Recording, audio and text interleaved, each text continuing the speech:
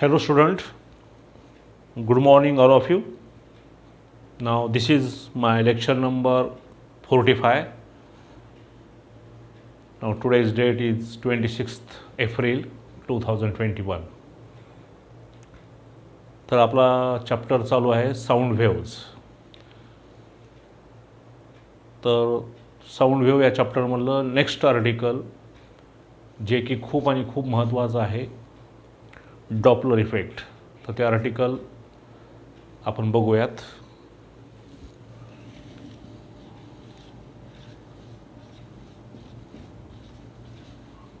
Doppler effect.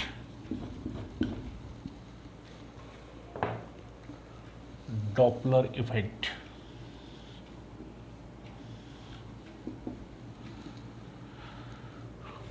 Doppler is the name of the scientist.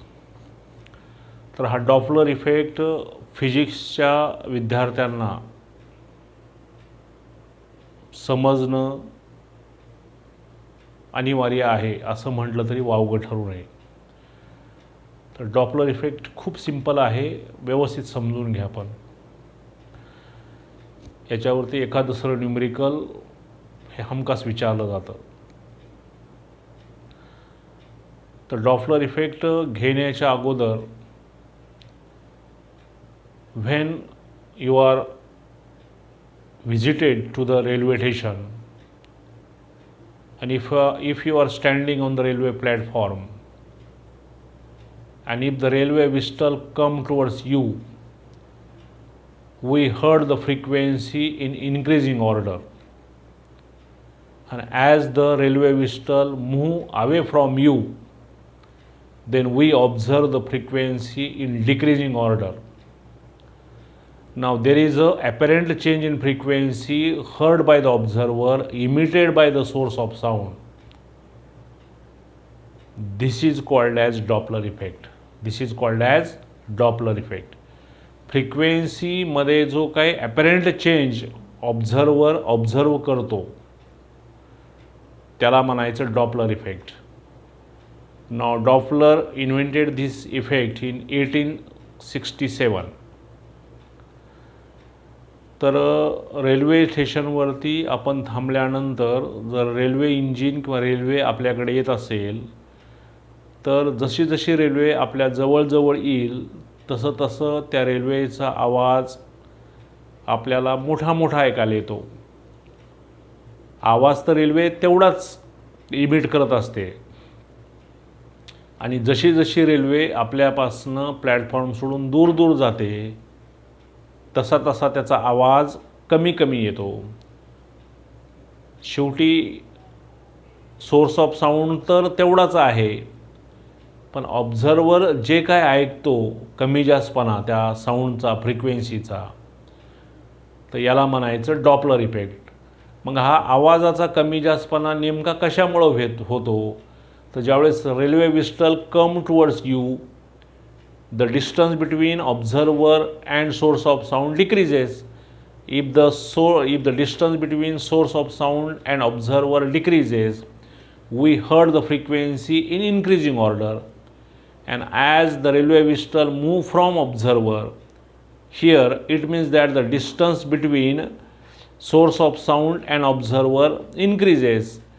If the distance between these two increases, we heard the sound in a decreasing order. This is called as Doppler effect. Now the railway whistle move towards you or the railway whistle move away from you. There is a relative motion. There is a relative motion between source of sound and observer. If the observer is standing on the railway platform, it is in stationary position. Then also we must here consider that there is the relative motion between source of sound and observer. Here the relative motion means the distance increases or decreases. Now whenever there is a relative motion between source of sound and observer, the apparent change in frequency heard by the observer emitted by the source of sound, this is called as Doppler effect. This is called as Doppler effect. बघा समजलं का मित्रांनो? परत एकदा बघा. whenever there is a relative motion between, whenever there is a relative motion between source of sound, when there is a relative motion between source of sound and observer, there is a apparent change in frequency heard by the observer emitted by the source of sound, emitted by the source of sound. This apparent change in frequency heard by the observer is called as Doppler effect, is called as Doppler effect. मला वाटतं सगळ्यांना समजलं. जसं जसं railway engine आपल्याकडे येईल आपण आवाज मोठा मोठा ऐकणार आहोत आणि जसं जसं रेल्वे विस्टल आपल्यापासून दूर दूर जाईल तसे तसे फ्रिक्वेन्सी आपल्याला कमी ऐकायला मिळेल. तुम्ही म्हणा सर यामध्ये अवघड काय, हे तर कुणाला पण कळू शकतं. हो बाबा, हे तुम्हाला मला 2021ला समजतं, पण हे डॉपलरला 1864-67ला समजलं. त्यामुळं त्याला काय म्हटलं जातं, डॉपलर इफेक्ट. समजलं का नाही?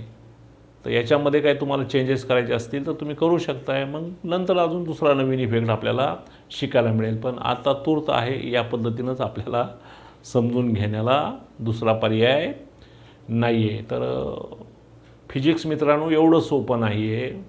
तर ह्याच्यामध्ये खूप ट्विस्ट पुढे पुढे आहे. तर ते जरा व्यवस्थित आपण समजून घेतलात तर हा इफेक्ट आपल्याला तुम्हाला समजण्यास खूप मदत होईल. कारण डॉपलर इफेक्टवरती एका दुसरा तरी प्रश्न हमखास सगळ्या कॉम्पिटेटिव्ह एक्झाममध्ये विचारला जातो. आणि जर डॉपलर इफेक्ट आपल्याला क्लिअर कट व्यवस्थितपणे समजला तर ह्याच्यावरचं कुठलंही उत्तर तुम्हाला इझिली देता येईल. तर सुरुवातीला समजून घ्या, V is the velocity of sound, velocity of sound. Now Vs, velocity of source. इथे कन्फ्यूज करू नका.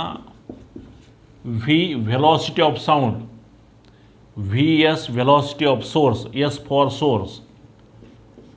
V0 velocity of observer, velocity of observer. Now n is natural frequency.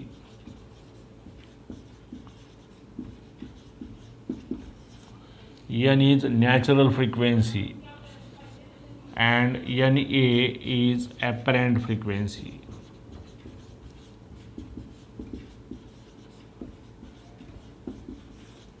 हे लेबलिंग व्यवस्थित लक्षात ठेवा.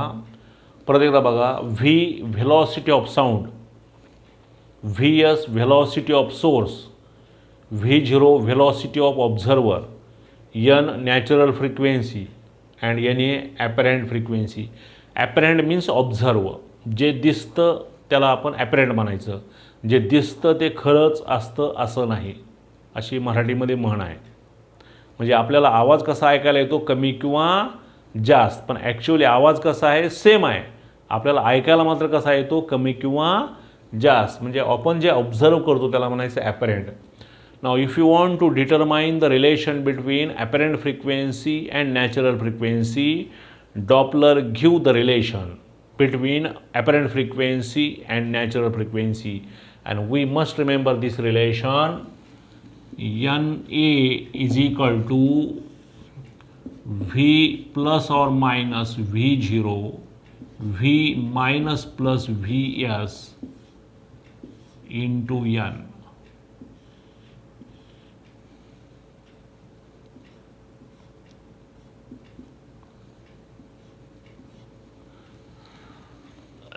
Now Doppler give the relation between apparent frequency and natural frequency. Na is equal to V plus or minus V0 divided by V minus plus Vs into N. Now all the symbols have this meaning. We must remember that, where Na is the apparent frequency, V is the velocity of sound, V0 be the velocity of observer, Vs be the velocity of source, and N be the natural frequency. Natural frequency. Railway इंजिनची जी velocity आहे ती velocity of source. ऑब्झर्वरची जी velocity आहे त्याला म्हणायचं velocity of observer. N natural frequency, N A apparent frequency आणि व्ही म्हणजे व्हेलॉसिटी ऑफ साऊंड.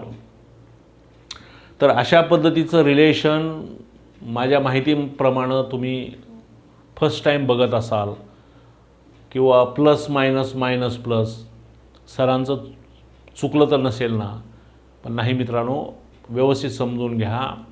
हे रिलेशन अशाच पद्धतीचं आहे.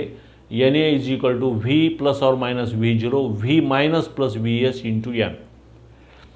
तर ह्याच्यामध्ये मॅक्झिमम मुलं चूक कुठं करतात, ती चूक आपल्याला टाळायची असेल, कन्फ्युजन आपल्याला टाळायचं असेल, कारण रिलेशन एकसारखं आहे. कन्फ्युजन कुठं होतं, व्ही झिरो आणि व्ही एसमध्ये. In examination hall we confuse that V zero और V S in numerator and denominator. तर हे कन्फ्युजन तुम्हाला टाळायचं असेल तर तुम्हाला एक हिंट देतो, कारण फिजिक्स शिकत असताना बऱ्याच ठिकाणी आपल्याला हिंटचा उपयोग करावा लागतो. तर ऑब्झर्वर म्हणजे आपण आहोत. मग आपण आपलं स्थान काय करूयात, उंच ठेवूयात, मी मोठा थोडं म्हणूयात, आपल्याला काय हरकत आहे. ओके, म्हणून म्हणायचं व्ही झिरो ऑब्झर्वरवरती, ऑब्झर्वरवरती. जर ऑब्झर्वरवरती असेल तर सोर्स कुठं असेल, खाली असेल. म्हणजे सोर्स लक्षात ठेवायची गरजच नाही. मित्रांनो कळालं का how to remember this formula. V zero कुठं बघा, कन्फ्युजन कुठे होतं, व्ही झिरो आणि व्ही एसमध्ये. आणि परीक्षा हॉलमध्ये जर कन्फ्युजन झालं, फॉर्म्युला तुम्हाला बरोबर लिहिता येतो, पण व्ही झिरो आणि व्ही एसमध्ये there will be little but confusion whether the V S और V S numerator and which is in denominator. तर here you may remember that observer is in numerator. Source कुठे लक्षात ठेवायचं नाही. Observer numerator असेल तर source कुठं असेल तुम्ही समजून घ्यायचं, डिनोमिनेटरला असेल. ओके, तर मला वाटतं फॉर्म्युला समजला तुम्हाला. N A is equal to V plus or minus V zero, V minus plus V S into N. आता लक्षात घ्या, मग हे प्लस मायनस आणि मायनस प्लस ह्या साईनचं मिनिंग नेमकं काय आहे. तर we must remember that if the source of sound and observer move towards each other, म्हणजे दोघंही एकमेकाकडं येत असतील किंवा दोघांपैकी एक जण स्थिर थांबलाय आणि दुसरा त्याच्याकडे जातोय, इन एनी कंडिशन. बघा समजतंय का. If the source of sound and observer move towards each other और observer is in stationary position and if the source of sound move towards observer, or if the source of sound is in stationary position and observer move towards source of sound, here if the distance between source of sound and observer decreases in any condition, whether observer move towards source of sound or source of sound move towards observer or both are move towards each other, there are three possibilities. Now in these three possibilities we must remember that the upper sign in denominator and upper sign in numerator you may use. If you want to use the formula for such a condition in which the source of sound and observer both are moved towards each other, then you may use the formula in such a way that the upper sign in numerator and upper sign in denominator is used. कसं बघा, if source of sound and observer move towards each other, then we must use upper sign in numerator and upper sign in denominator. म्हणजे ज्यावेळेस दोघं एकमेकाकडे येतील आणि दोघातलंही अंतर ज्यावेळेस कमी होईल त्यावेळेस we heard the frequency in increasing order.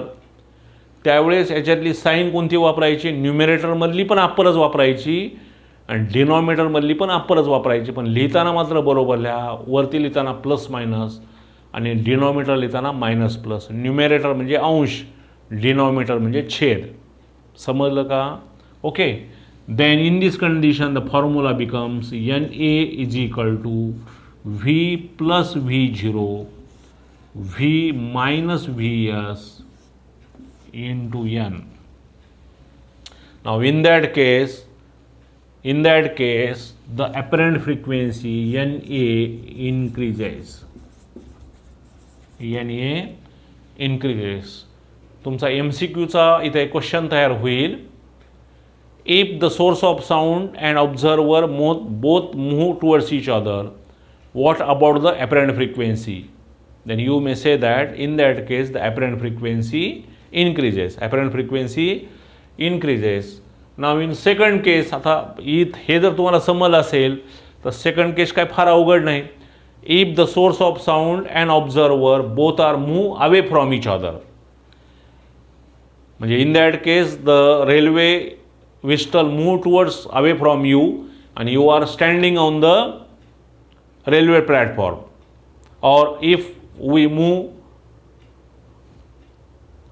you move the railway whistle away from you and you also move in a opposite direction to the railway whistle, here in both the cases, or both are move away from each other, in both the cases the distance increases.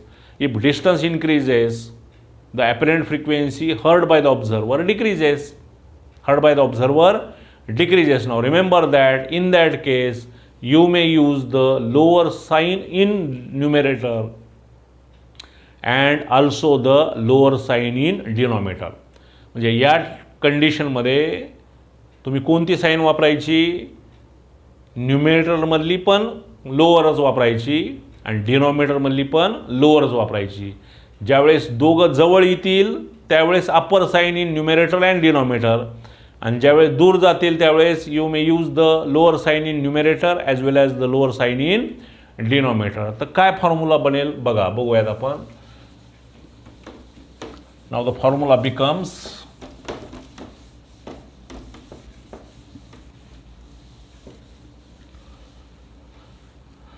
now if source of sound and observer move away from each other, if source of sound and observer move away from each other, then we must use the lower sign in numerator and lower sign in denominator. Therefore the formula becomes NA is equal to V minus V0 V minus Vs, sorry, V plus Vs into n. Now in that case NA decreases. इथं परत एक MCQ तयार झालं. If the railway whistle and observer both are move away from each other, in that case the apparent frequency decreases. Now here we must remember this Doppler effect. Once again I repeat in very short. Now it is our common experience that if you are standing on the railway platform and the railway whistle move towards you, then we heard the frequency in increasing order, and as the railway whistle move away from you, then we heard the frequency in decreasing order.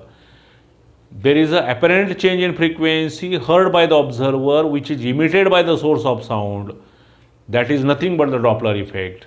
Now then, how the Doppler effect can be stated? Whenever there is a relative motion between source of sound and observer, whenever there is a relative motion between, दोघातलं relative motion होणं गरजेचं आहे. लक्षात घ्या, हा सगळ्यात महत्त्वाचा भाग आहे. नाहीतर railway whistle is in stationary position at the signal and the observer is also standing on the railway platform. They are not moving to each other or they are not away from each other. The distance between these two remains same. If the distance between remain two same, then we must remember that there is no any apparent change in frequency. The frequency heard by the observer is in constant position. Okay. त्याच्यामुळं Doppler इफेक्टमध्ये हे वाक्य खूप आणि खूप महत्त्वाचं आहे. Whenever there is a relative motion, whenever there is a relative motion between source of sound and observer, whenever there is a relative motion between source of sound and observer, the apparent change in frequency heard by the observer, emitted by the source of sound, emitted by the source of sound, emitted by the source of sound. This apparent change in frequency heard by the observer is called as the Doppler effect. Is called as the Doppler effect. Now then, you are labeling these notations. V is the velocity of sound, V0 be the velocity of observer, Vs be the velocity of source, N be the natural frequency, and Na be the apparent frequency. Apparent means observe. आपण जी गोष्टी observe करतो का नाही तर त्या खऱ्याच असतील असं नाही, पण up to a certain extent you may treat this is true. Okay. तर apparent means observe, apparent means observe. Now the Doppler give the relation between apparent frequency and natural frequency. Then the Doppler give the formula NA is equal to V plus और minus V0 divided by V minus plus VS bracket close multiplied by n. तर मी परत मागाचा point परत repeat करतो. म्हणजे this is my personal experience when I check the 12th science physics number of papers. तर maximum विद्यार्थी इथे confuse होतात की V0 आणि VSमध्ये. तर हे आपल्याला कन्फ्युजन टाळायचं असेल तर आपलं कॉन्क्रीट डोक्यामध्ये आयडिया ठेवायची की डॉपलर इफेक्टच्या फॉर्म्युल्यामध्ये ऑब्झर्वरवरती, ऑब्झर्वर म्हणजे आपण, म्हणजे ॲटोमॅटिक सोर्स कुठे येईल, खाली येईल. त्यामुळे we remember this formula NA is equal to V plus और minus V0 divided by V minus plus VS into N. तर लेबलिंग तर तुम्हाला सगळं माहीत आहे. तर ह्याच्या दोन कंडिशन मेन आहेत, किंवा फ्रिक्वेन्सी इन्क्रीज कधी होईल, फ्रिक्वेन्सी डिक्रीज कधी होईल, आणि तिसरी कंडिशन आहे ते आपण ह्या दोन कंडिशन झाल्यानंतर बघूयात. ओके. तर पहिल्या कंडिशनमध्ये काय आपण घेऊयात, if source of sound and observer move towards each other, if source of sound and observer move towards each other, then we must use upper sign in numerator and upper sign in denominator. म्हणजे दोघातला distance काय होत चाललेला आहे, कमी कमी होत चाललेला आहे. त्यावेळेस अप्पर साईन न्यूमिरेटरमधली पण वापरा, अप्पर साईन डिनॉमिनेटरमधली पण वापरा, आणि वापरल्यानंतर काय होईल, NA बरोबर V plus V0 V minus VS. आपल्याला माहीत आहे न्यूमिरेटरमध्ये जर प्लस झालं आणि छेदामध्ये जर मायनस झालं तर अंश मोठा असेल, छेद लहान असेल तर 100% ही किंमत काय येईल, मोठी येईल. तर एवढं साधं गणित तर फिजिक्स समजण्यासाठी आपल्याला समजणं गरजेचं आहे. म्हणून ह्याच्यावरून तुम्हाला म्हणता येईल from this relation it is clear that NA increases. NA means apparent frequency, NA increases. तर दुसरी कंडिशन काय होईल, पहिली कंडिशन जर तुम्हाला व्यवस्थित समजली तर दुसऱ्या कंडिशनमध्ये काही फार अवघड नाही आहे. तर दुसऱ्या कंडिशनमध्ये काय होईल, if source of sound and observer move away from each other then we must use the lower sign in numerator and lower sign in denominator. दोन्हीकडे पण लोअर साईन वापरायची आहे. फक्त फॉर्म्युला लिहिताना मात्र लक्षात ठेवा की पहिल्यांदा प्लस मायनस लिहायचं आणि नंतर मायनस प्लस लिहायचं. फिजिक्सचा अभ्यास करत असताना थोडंसं समतोल राखून आपल्याला अभ्यास करावा लागतो. फिजिक्स हा रट्टा मारण्याचा विषय अजिबात नाही. फिजिक्स हा विषय रट्टा मारण्याचा अजिबात नाही आहे. फिजिक्स हा विषय कन्सेप्ट क्लिअर करून घेण्याचा विषय आहे. आणि जर आपले कन्सेप्ट क्लिअर झाले तर फिजिक्ससारखा सोपा विषय दुसरा नाही आहे. आता डॉपलर इफेक्ट तुम्ही कधी आता रेल्वे स्टेशनवर गेलात पाहुण्याला सोडायला किंवा तुमच्या स्वतःच्या पर्सनल कामासाठी कुठे प्रवास करायची आपल्याला वेळ आली, पुणे, मुंबई, हैदराबाद, ओके, तर रेल्वे स्टेशनवरती थांबल्याबरोबर आपल्या लक्षात आलं पाहिजे रेल्वे आपल्याकडे येत असेल तर आपल्याला आवाज मोठा मोठा ऐकायला येईल, आपल्या डोक्यात घुमलं पाहिजे. दिस इज डॉपलर इफेक्ट. रेल्वे आपल्यापासून जर दूर दूर जात असेल, जर आपण प्लॅटफॉर्म थांबलो असून आपण कोणाला पाठवलं असेल तर आपल्याला सांगता आलं पाहिजे, आपल्याला समजून घेता आलं पाहिजे. किंवा we heard the frequency in decreasing order. This is Doppler effect. एखादा लहान बहीण भाऊ आपल्यासोबत असेल 5वी 6वीचा तर त्याला सांगता आलं पाहिजे, हे बघ आता बघ रेल्वे आपल्याकडे येते, आवाज आपल्याला मोठा मोठा ऐकायला येतो, आणि रेल्वे दूर दूर चालली की आपल्याला आवाज कमी कमी ऐकायला येतो. लहान बहीण भाऊ जर तर नवीन जनरेशन खूपच हुशार आहे, ते म्हणेल ह्याच्यात काय आहे दादा, हे तर कोणालाही कळतं, जवळ आले की आवाज वाढेल आणि दूर गेले की आवाज कमी होईल. तुम्हाला सांगता आलं पाहिजे. हे जरी खरं असलं तर ह्याला फिजिक्समध्ये डॉपलर इफेक्ट असं म्हणतात. ज्यावेळेस तू पुढे 11वी 12वीला जाशील तिथे सर तुला ते शिकवतील, त्यावेळेस तुम्हाला ह्या दिवसाची आठवण येईल. अशा मेमरीज आपल्याला देता आल्या पाहिजेत. आपल्याला दुसऱ्याला सांगता येणं म्हणजे तो विषय आपल्याला किमान 2दा समजणं गरजेचं असतं. तर ह्या पद्धतीनं आपण गेलात तर फिजिक्स खूप खूप खूप सोपा विषय आहे. ओके, तर दुसऱ्या कंडिशनमध्ये काय होईल मग, NA is equal to V minus V0 divided by V plus VS into N. NA decreases.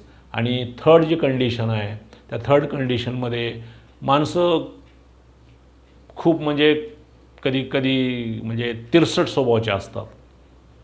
कसं, रेल्वे सिग्नलवरती थांबलेले आहे आणि माणूस प्लॅटफॉर्मवरती थांबला आहे ऑब्झर्वर.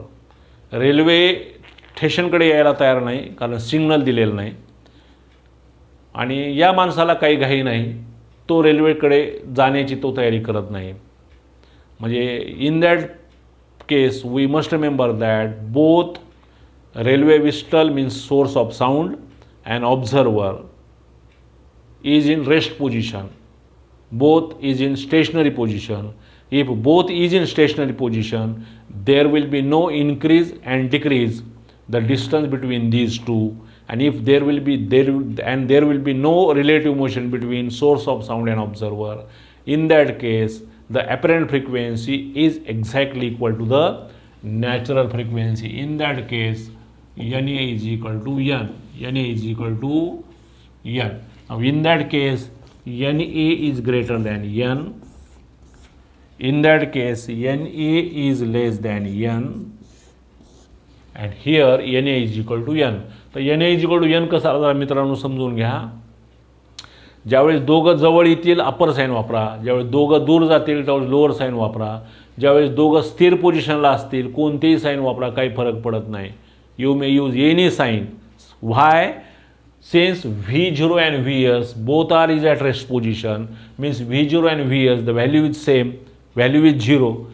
कारण दोघं रेस्टला म्हणजे दोघांची व्हेलॉसिटी काय असेल, 0 असेल. मग इथं किंमत तुम्ही 0 ठेवली, इथं 0 ठेवली, म्हणजे V प्लस 0, V मायनस 0 म्हणा किंवा V प्लस 0 म्हणा. कारण कुठल्याही क्वांटिटीमध्ये 0 प्लस केला काय, ॲड केला काय, त्याची किंमत चेंज होत नाही. म्हणजे काय होईल, NA बरोबर, जरा फॉर्म्युला इकडे लिहितो, काय होईल बघा, NA is equal to V plus 0, V plus 0 किंवा मायनस म्हणा, काही म्हणा तुम्ही, V मायनस 0 किंवा प्लस मायनस मायनस प्लस म्हणून N. Now this 0 get cancel, this 0 get cancel, NA is equal to N. तर ही पण कंडिशन खूप आणि खूप महत्त्वाची आहे. When there is no any relative motion between source of sound and observer, in that case the apparent frequency is exactly equal to the natural frequency. Now many times in exam you may ask for 2 marks, show that in which condition the apparent frequency is exactly equal to the natural frequency. Then you may say that if there will be no relative motion between source of sound and observer, both is in rest position, both is in stationary position, in that case V0 and Vs is 0, therefore NA is equal to N. In that case the apparent frequency is exactly equal to the natural frequency. तर ह्या 3 condition जरा व्यवस्थित समजून घ्या. याच्या पुढचा भाग आपण उद्याच्या लेक्चरला घेऊयात. Thank you. Have a very very nice day.